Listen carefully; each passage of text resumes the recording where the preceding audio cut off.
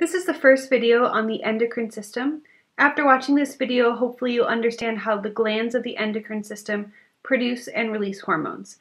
Also, you'll understand how these hormones chemically signal other cells and tissues in the body to trigger specific responses. Now, obviously the focus of all of these anatomy chapters have been on how our body maintains homeostasis, how we regulate our internal organs, and how these organs are able to communicate with each other to maintain homeostasis. So there are two systems that are responsible for maintaining homeostasis in the body, which simply means they are responsible for regulating and communicating other cells in other tissues. We are talking about the endocrine system, and the endocrine system simply is a system that secretes a bunch of hormones by certain organs that are called glands. These hormones are released directly into the blood, and the hormones bind to specific receptors on cells. They reach all locations in the body because they're in the blood, and the blood reaches every single spot in the body. When hormones are released, they are slow acting in comparison to the nervous system, meaning hormones could have effects that could last for days, weeks, months, or even years. And typically the result is a gradual effect that affects the entire body. Unlike the nervous system, which is made of electrochemical signals, it's not made of hormones. It does not release things into the blood. It acts on cell to cell to cell. The way that it works is the electrochemical signals travel along the axon, it's released at the synapse, starts an action potential in the next neuron. You know all this stuff. In comparison to the endocrine system, the nervous system acts extremely fast. Things can happen in the nervous system within milliseconds. And it's typically a short response. For instance, you would tell your muscle to move, it would move quickly, and then it's over. The nervous system is used for immediate responses to the environment, unlike the endocrine system, which produces hormones that have a long-term effect that is fairly gradual. So homeostasis is maintained by both of these systems, whether we're talking about slow, gradual change, which is the endocrine system, or a fast, immediate response, which is the nervous system. So this slide is showing you the difference between the nervous system and the endocrine system. Even though both cause a response in a cell, they do it in different ways. The nervous system does have chemicals, and those chemicals are called neurotransmitters. Remember, they're released at the synapse. And therefore, they do act in a way that's kind of like hormones. There are specific receptors on specific cells that the neurotransmitters bind to.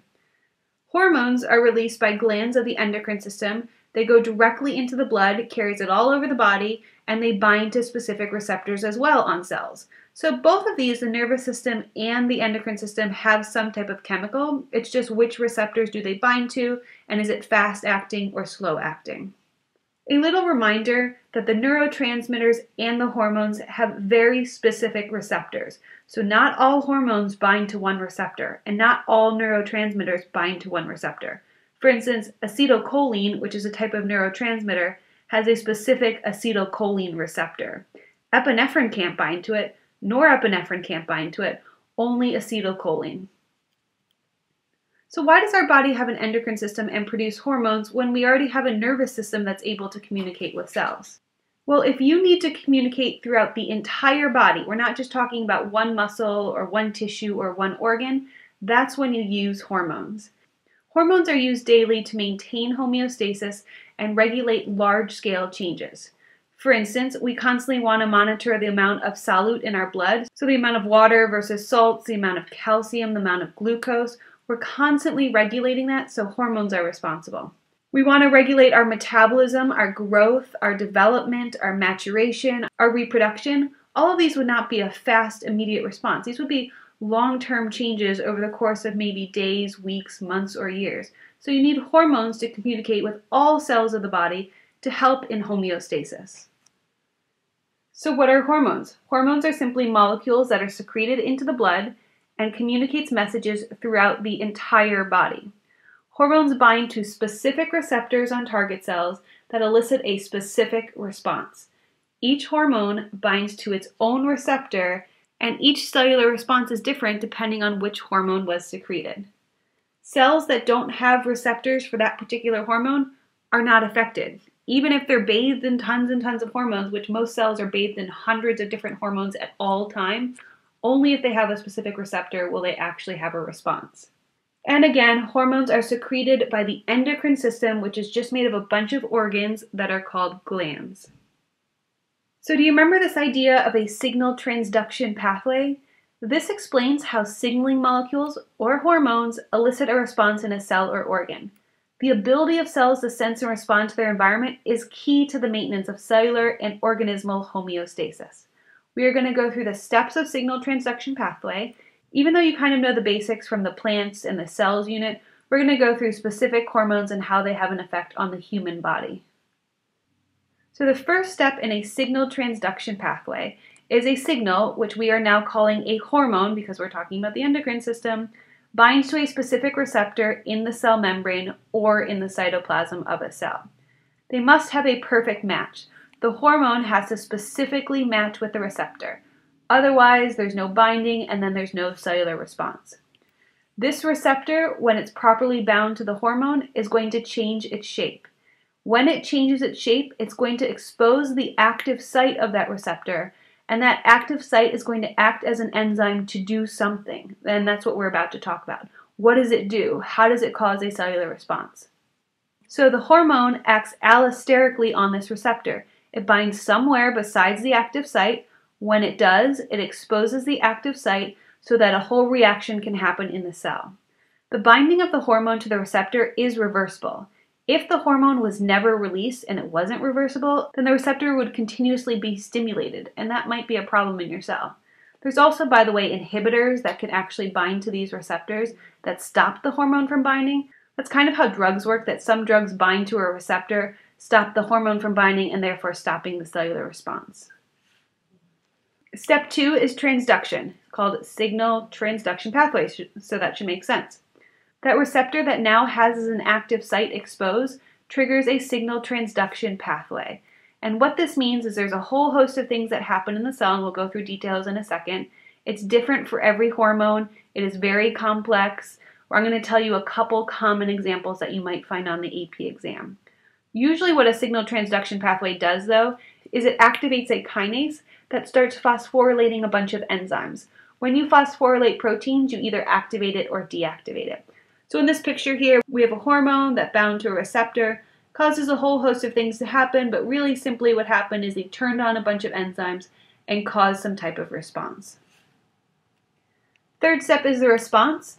Typically what happens is genes are turned on or off based on whether or not transcription factors were made.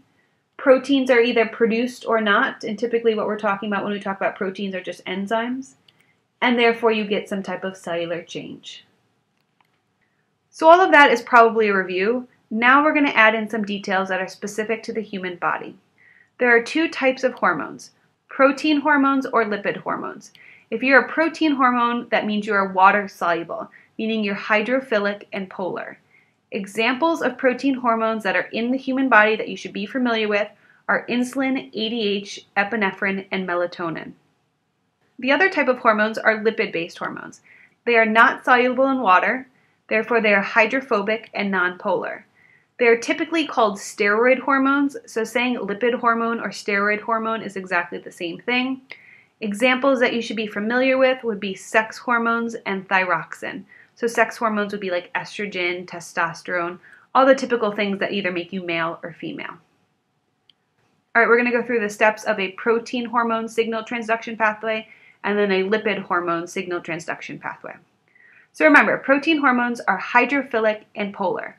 Therefore, they cannot get through the phospholipid bilayer, which is the cell membrane of a cell, because the inside of the cell membrane is hydrophobic and it does not allow hydrophilic things to go in.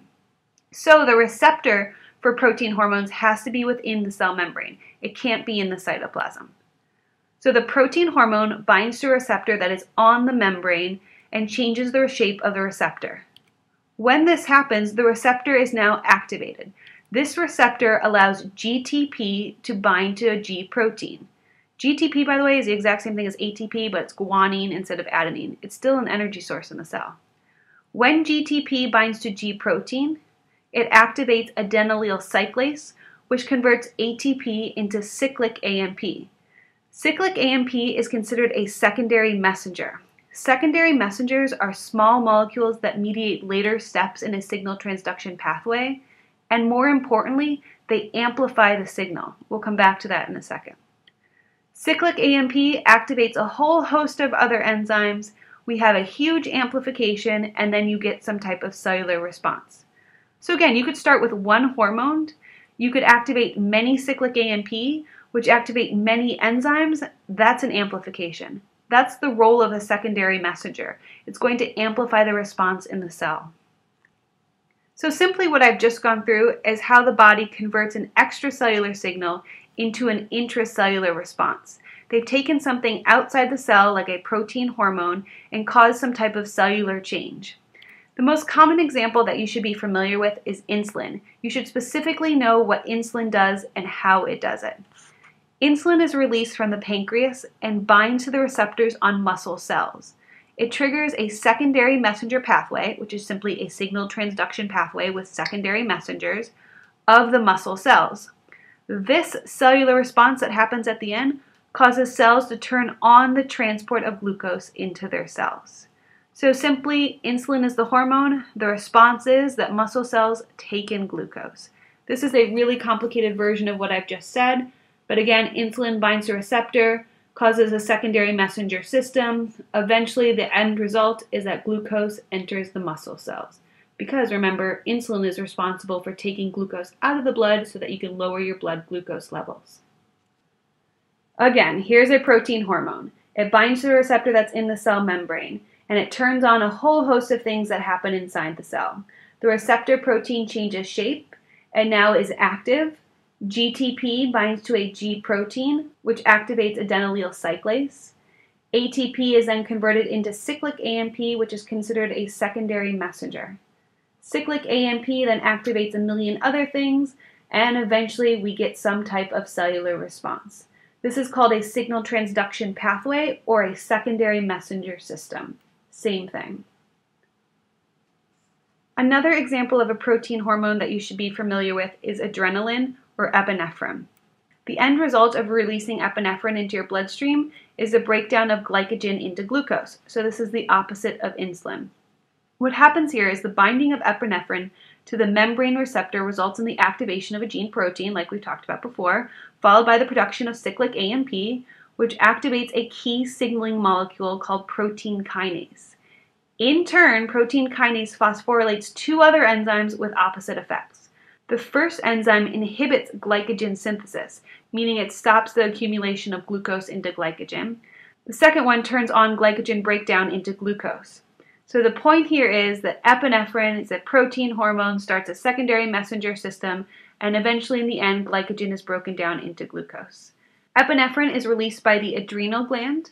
The first messenger is considered epinephrine because that's the main hormone, and the secondary messenger, like we've always talked about, is cyclic AMP.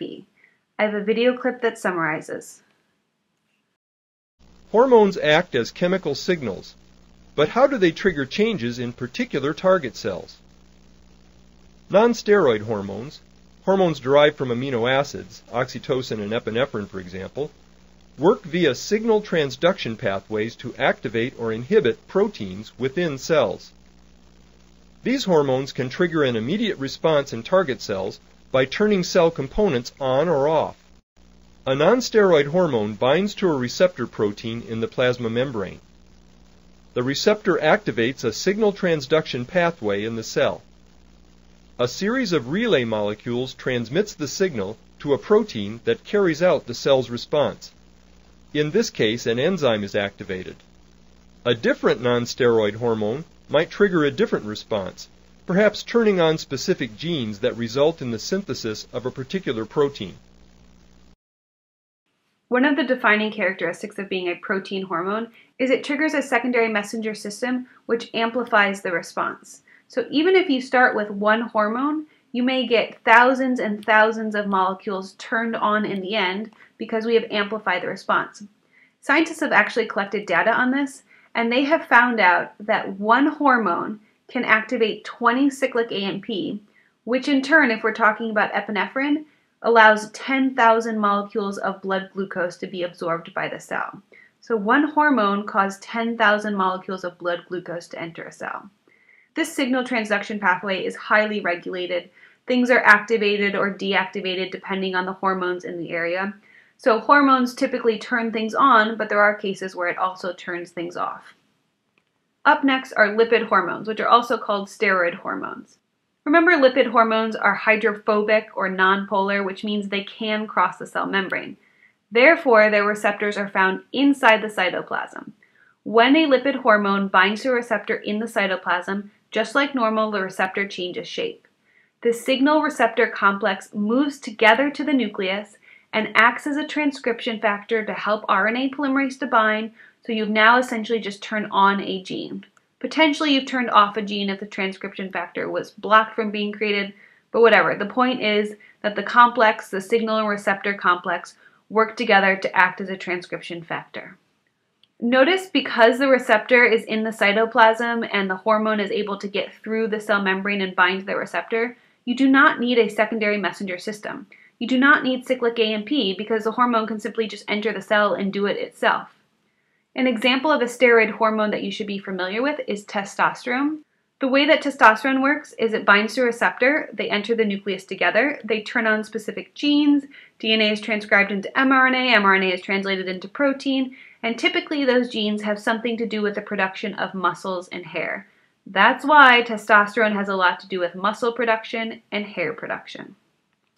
So again, we have a steroid hormone, which is nonpolar and hydrophobic, is able to go through the cell membrane and bind to a receptor. They go together into the nucleus, act as a transcription factor, therefore DNA is transcribed into mRNA, translated into protein, and now this protein can be used in the cell or maybe secreted outside of the cell to do its normal job. I have a video. Steroid hormones such as testosterone or an estrogen acts by entering a target cell and turning genes on or off. Steroids usually act rather slowly because it takes time for the gene products to build up or become depleted. This steroid hormone passes through the plasma membrane and binds to a receptor protein in the cytoplasm. The hormone receptor complex enters the nucleus and attaches to specific regulatory sites on the target cell's DNA. There it acts as a transcription factor, a gene activator. A messenger RNA molecule is transcribed, which is then translated into a protein, an enzyme for example. This new protein alters the function of the target cell. Did you hear this woman say that it takes a long time for steroid hormone effects to take action? Because you don't have that secondary messenger system that amplifies the response. You need a lot of steroid hormones, and it might take a lot of time in order for there to actually be a response. I have one more video. Many cell signals are small, lipid-soluble molecules that can readily cross the cell membrane, where they interact with a receptor protein in the cytoplasm or in the nucleus. Intracellular receptors may trigger a variety of responses. For example, some act as regulators of gene transcription. These receptors have a binding site for DNA. In the inactive state, the receptor cannot bind to DNA because an inhibitor protein occupies the binding site. When a signal molecule binds to another site on the receptor, the inhibitor is released and the DNA binding site is exposed. The receptor then enters the nucleus and binds to a specific nucleotide sequence on the DNA, which activates transcription of a particular gene, usually located adjacent to the regulatory site. The target cell's response depends on the nature of the cell. In summary, you guys should understand the point of your body using hormones versus the nervous system and neurons, and you should also know the difference of effect in a cell when you have a protein hormone versus a steroid hormone. How does it act in the signal transduction pathway? What is the difference between the two in terms of their response? And what are some specific examples in the human body? That's all I have. If you have any questions, write them down and I'll see you in class.